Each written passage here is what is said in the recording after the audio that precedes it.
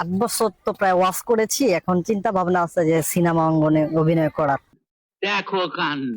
Viral হওয়ার জন্য দুই সাইডে চুল কেটে মাঝখানে গু কালার করে অস্থির বক্তা থেকে বস্তির টিকটকার হয়েছে। আমি ওর জিএফ।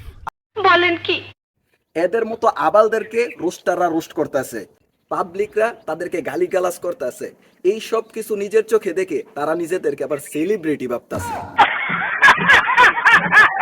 হাত জোর করে অনুরোধ ভাই, টাক্কু কেন হইছেন? এইসব বলদগুলা ভাইরাল হয় টিকটকে, সিম্পেথি পাওয়ার জন্য কান্নাকাটি করে আসে ফেসবুকে, আবার 2 দিন পরে দেখবেন তারা ওয়াচ করতেছে যে ইউটিউবে। এটা হাস্যকর এই দেশের জনগণের জন্য হাস্যকর। আমি মনে করি এত ছোট মন মানসিকতা নিয়ে কখনো আলেম হওয়া ঠিক না। কারণ যারা সামান্য একটু ভাইরাল হওয়ার জন্য জাতির সাথে এত বড় প্রতারণা করতে পারে, তাহলে একটু ভেবে দেখেন তারা যখন ওয়াজের মাঠে ওয়াজ করবে, টাকার জন্য ইসলাম ও মুসলমানদের বিরোধিতা করবে না, তার কি কোনো গ্যারান্টি আছে? এটা একটা সুন্দর প্রশ্ন আপনার, আসলে খুব টেকনিক্যাল প্রশ্ন।